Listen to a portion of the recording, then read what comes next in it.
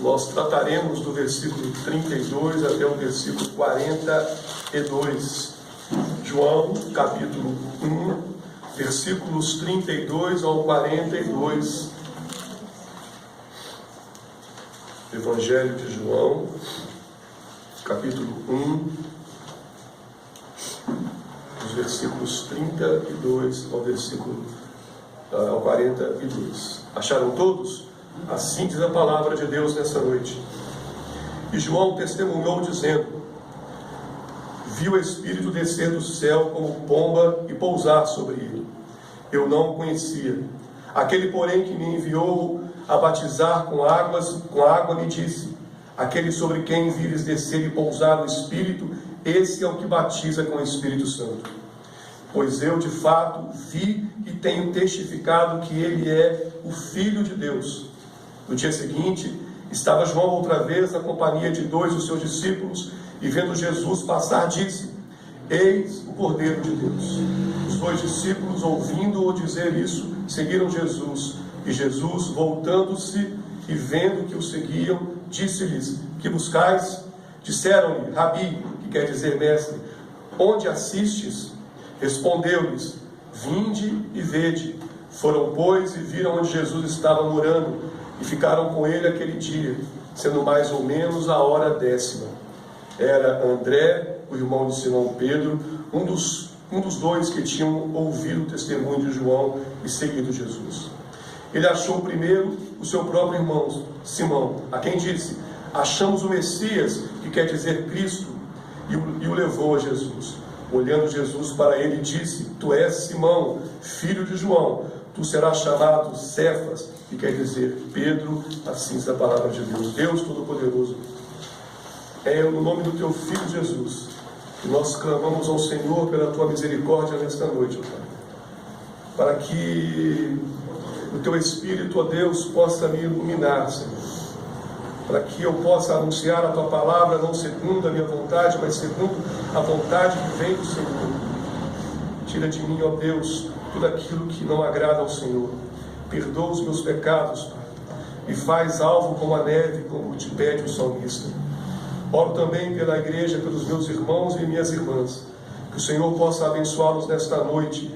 E a maior bênção, Senhor, é abrir-lhes o coração, para que tua palavra, ó Deus, faça morada, para que tua palavra frutifique no coração dos meus irmãos, para que eles possam não só ouvi-la, mas aplicar a tua palavra no dia a dia, porque isso é o que importa. Abençoa, Deus, o culto. Abençoa, Senhor, ó Deus, o anúncio da palavra, para que seja segundo o teu desejo, segundo o teu querer, para que seja para a manifestação da glória do teu nome, em nome de Jesus. Amém. A igreja pode se sentar.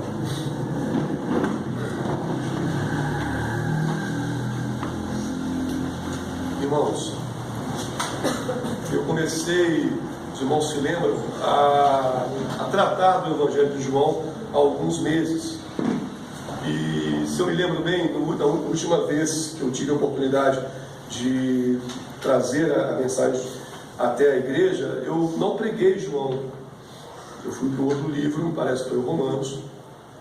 Mas hoje eu estou retornando ao meu projeto inicial, que era, o que é, na verdade, pregar o Evangelho de João expositivamente, do início ao fim, do seu primeiro capítulo até seu último capítulo. Isso não é uma tarefa fácil, é um evangelho grande, é um evangelho complexo, é um evangelho profundo, e nós temos apenas um domingo, mas eu peço a Deus para que Ele não só nos abençoe, mas me abençoe para que eu consiga realizar essa tarefa, porque essa é a melhor maneira de aprender a palavra de Deus. É entendê-la na sua completude, entendê-la no seu tamanho, entendê-la na sua profundidade. E para isso é importante, como faziam os pais reformadores, como eles fizeram, pregar a palavra expositivamente, pregar o livro expositivamente, até que esse livro seja, não conclusivamente, mas exaustivamente estudado. Esse foi o nosso objetivo. E nós paramos no versículo 31, na última vez, E, portanto, estamos recomeçando a partir do versículo 32. Eu quero chamar a atenção da igreja a título de introdução, meus irmãos, que este evangelho é um evangelho fundamental para a compreensão da natureza de Jesus. E eu já disse isso aqui algumas vezes, inclusive nas aulas que nós demos sobre cristologia, que o grande debate que percorreu praticamente boa parte da história da igreja é o debate, ou foi o debate em torno da natureza de Cristo. Quem é Cristo? Cristo é apenas um homem? Cristo foi apenas um bom homem? Cristo é apenas um modelo de profeta? Cristo é apenas um profeta? Cristo é apenas um padrão de excelência moral que todos nós devemos seguir? Cristo é um amigo? Cristo é como dizem os mais, é um irmãozão? É um amigão? Ou Cristo é o Filho de Deus e, portanto, a segunda pessoa da Trindade e, portanto, também o próprio Deus? A resposta, evidentemente, que é essa última afirmação. Por que eu digo isso de maneira clara e categórica? Porque quem me afirma isso é João. E João, inspirado pelo Espírito Santo, escreveu isso no seu Evangelho. O Evangelho de João é um Evangelho que trata da natureza de Cristo, afirmando a natureza de Cristo da seguinte maneira: Cristo é o Filho de Deus. Cristo é o próprio Deus. E é assim que ele começa o seu Evangelho, lá no capítulo 1, quando ele apresenta Cristo como o Logos, como o Verbo, como a Palavra, e apresenta Cristo também como sendo o próprio Deus. Ele apresenta Cristo também com outra característica, a sua eternidade, porque ele começa o versículo 1 do capítulo 1 dizendo: em princípio,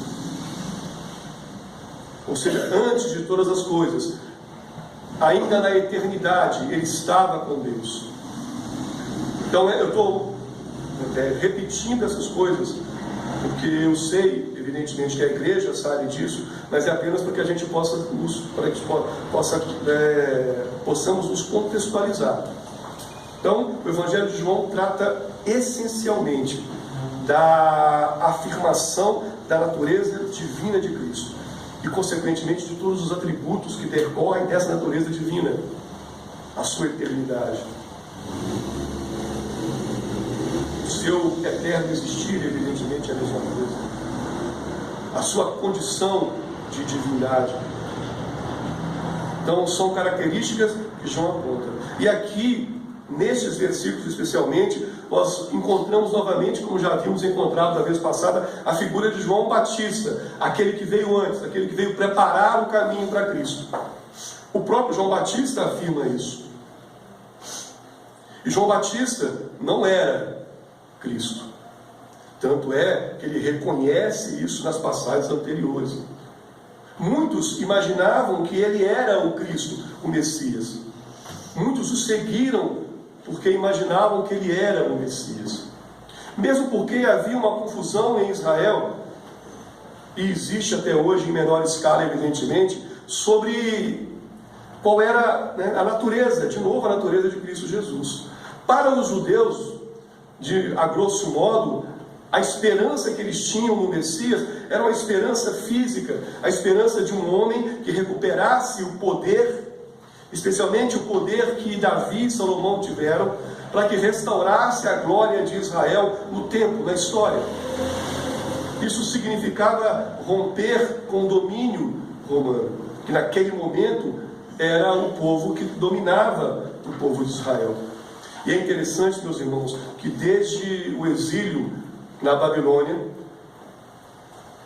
passando pelos macedônios, passando pelos persas, passando pelos macedônios e agora com os romanos, o povo de Deus havia sido insistentemente subjugado porque tinha desobedecido a Deus. Então havia uma ansiedade muito grande, uma esperança muito grande de alguém que Deus providenciasse um libertador do ponto de vista material, físico, um homem, um político, um rei, um revolucionário. Tanto é que os irmãos se lembram que quando o povo judeu é colocado diante da escolha de Barrabás ou Jesus, eles preterem Jesus e escolhem Barrabás.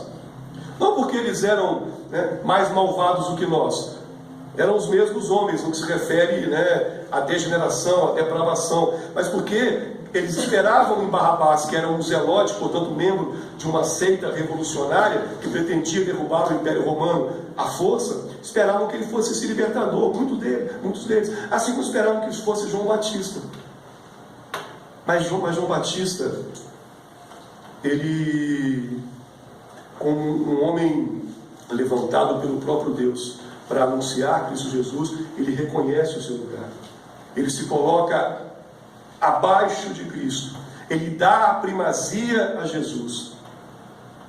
E essa primazia já foi dada ainda no ventre das mães de João Batista e de Jesus. Os irmãos conhecem a narrativa, né, de quando Maria visita Isabel, que as duas crianças, então, no ventre, elas se alegram. A primeira, o filho de Isabel, João Batista, se alegra ainda no ventre da mãe, porque sabia que no ventre de Maria estava ali o Redentor, o Cristo, aquele que viria salvar não só Israel, mas todos os eleitos de todas as nações e tribos, independente de etnia. Então João Batista reconhece isso.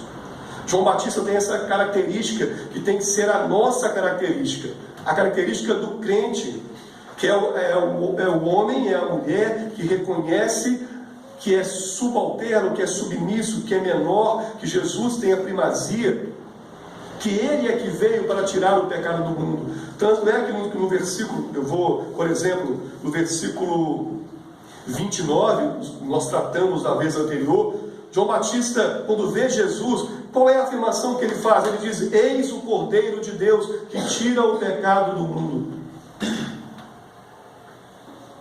Sem até então ter tido contato, já nascido, vamos dizer assim, com João Batista, com o próprio Jesus. Mas ele, ao ver Jesus, ele reconhece. Por quê? Porque ele foi iluminado pelo Espírito Santo de Deus. Ele diz: eis o Cordeiro de Jesus passando ao lado. Imagina a cena, Jesus passando, João Batista à beira do Rio Jordão, batizando. Jesus passa, ele diz para os seus discípulos, que achavam que ele era o libertador: eis o Cordeiro de Deus que tira o pecado do mundo. Ali João Batista se desfez de qualquer possibilidade de glória, reconheceu que Jesus era o Cordeiro de Deus.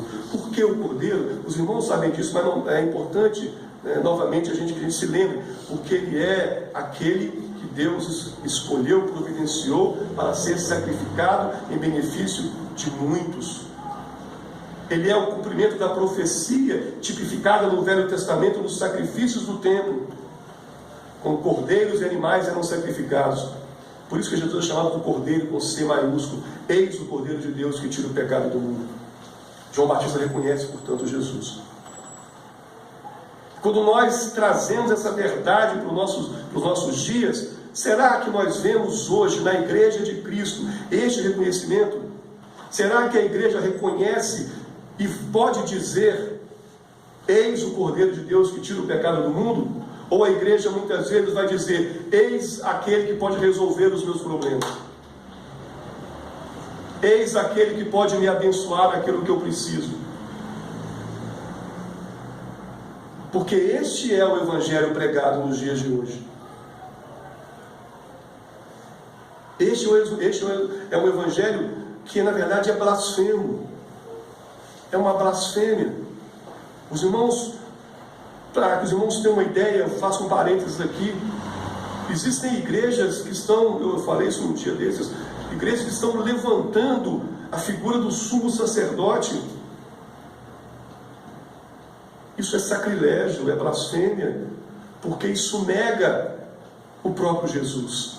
Isso nega a função de Jesus, que é o sumo sacerdote perfeito e definitivo. Existem igrejas que levantam hoje sumos sacerdotes. Olha que tristeza. Mas João Batista não. João Batista reconheceu, porque ele veio com essa função. Ele veio para abrir o caminho. Ele veio para tornar reto o caminho daquele que viria após ele. Mas aquele que viria após ele não seria menor, seria maior, porque era o Cordeiro de Deus, ou é o Cordeiro de Deus que tira o pecado do mundo. É esse tratamento que João Batista dá. E é nesse contexto que essa passagem, essa porção de versículos está inserido. É João Batista, por enquanto, apresentando Jesus. E olha o que ele diz no versículo 32. E João testemunhou, dizendo: viu o Espírito descer do céu como pomba e pousar sobre ele. Esse versículo é a maneira como João, o evangelista, descreve aquilo que Mateus, Marcos e Lucas descrevem de uma outra maneira, a mesma cena, mas um pouco mais detalhada, quando eles descrevem a voz de Deus, que se ouviu uma voz, e essa voz disse: este é o meu filho em quem eu me comprazo. João Batista, João, o evangelista, não reproduz exatamente essa frase, essa passagem que está lá em Marcos, está lá em Mateus, está lá em Lucas. Mas João Batista vai dizer de uma maneira diferente a mesma coisa. Por quê? Porque ele vai reconhecer que o Espírito Santo, ele vai ver o Espírito Santo de Deus descer como pombo, ou como pomba, sobre Jesus, capacitando-o para o seu ministério. Aqui é o cumprimento daquela passagem de Joel, capítulo 2, versículo 28,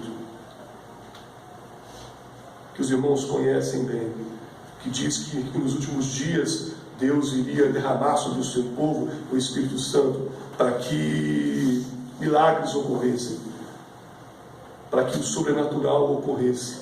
Aqui é o cumprimento dessa passagem. Jesus, neste momento, inaugura a descida do Espírito Santo sobre os regenerados, sobre os crentes, sobre os eleitos a partir da aliança com Cristo Jesus. Ele continua: eu não o conhecia, João Batista falando. Aquele, porém, que me enviou a batizar com água me disse: aquele sobre quem vires descer e pousar o Espírito, esse é o que batiza com o Espírito Santo. João não o conhecia, já tinha tido a experiência com ele no útero. Isso é sobrenatural, isso é um milagre. Deus é capaz de sobrenaturais, capaz de milagres. Apesar de nós sermos sensacionistas, nós cremos num Deus capaz de realizar milagres, num Deus que cura, num Deus que realiza o sobrenatural, num Deus que transcende. Nós cremos neste Deus, o Deus da palavra de Deus, o Deus que realiza as maravilhas.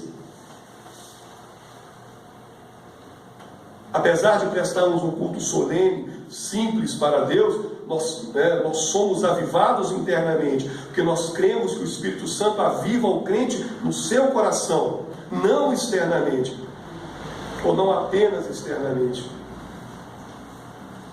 Então nós cremos como João Batista, quando João reconhece Jesus, porque ele reconhece que o Espírito Santo havia descido sobre Jesus.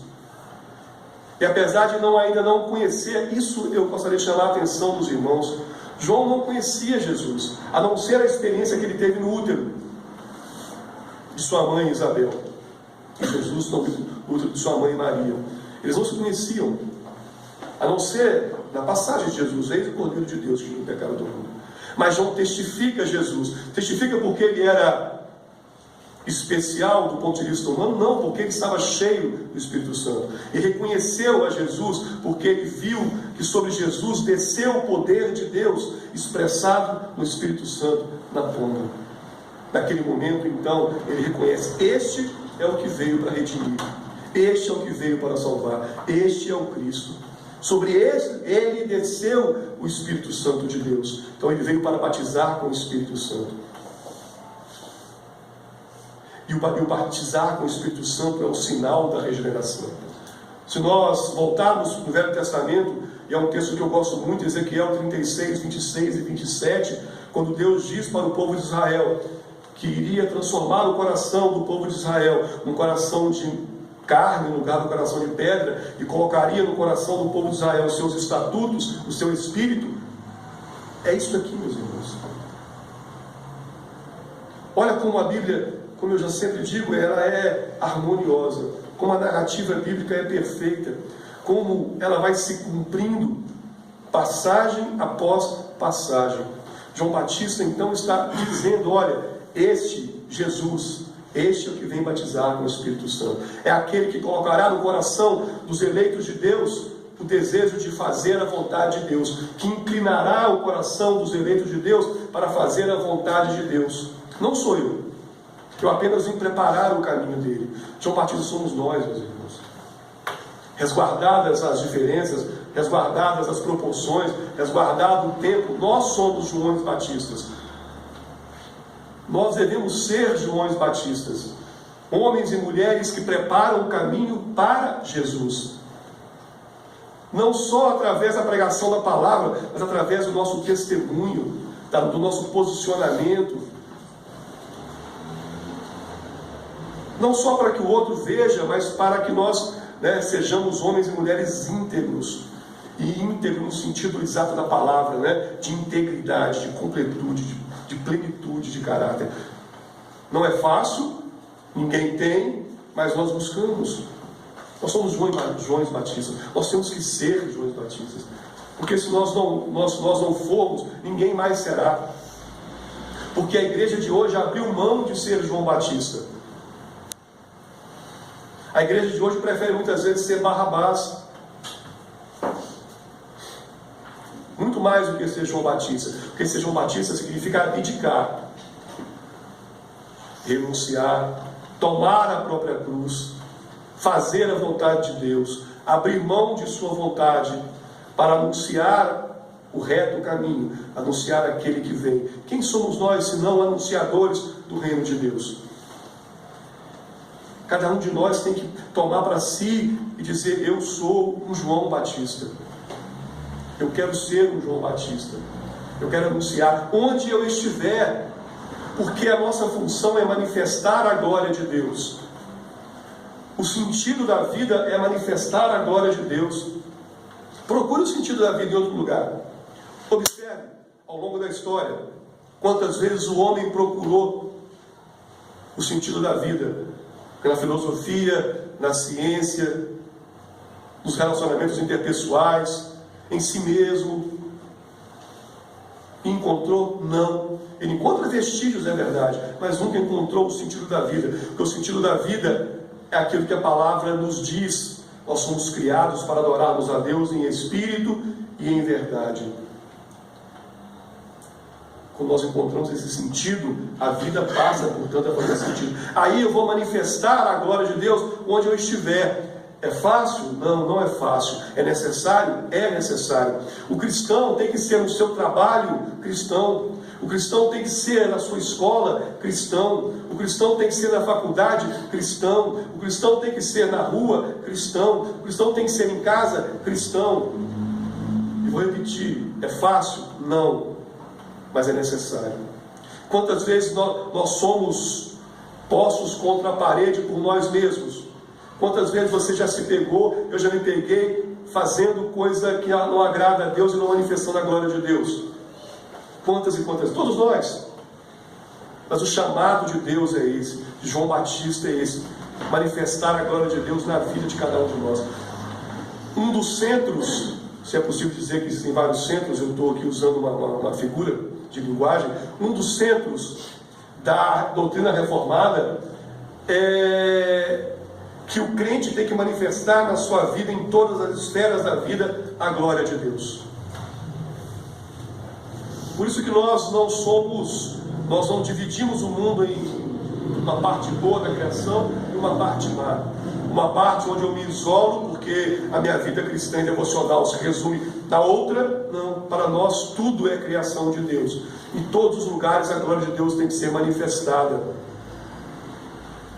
Viver para a glória de Deus é o chamado de João Batista.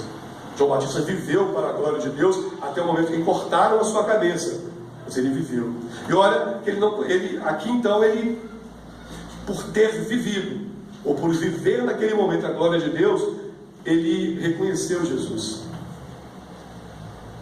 Eis o Cordeiro de Deus que tira o pecado do mundo. Sobre esse homem, sobre quem recaiu, ou sobre quem pousou a pomba do Espírito, expressando, manifestando o Espírito Santo de Deus, este é o homem que vai batizar no Espírito Santo. Este é o homem que veio para regenerar aqueles a quem ele quis regenerar desde que o mundo fosse fundado.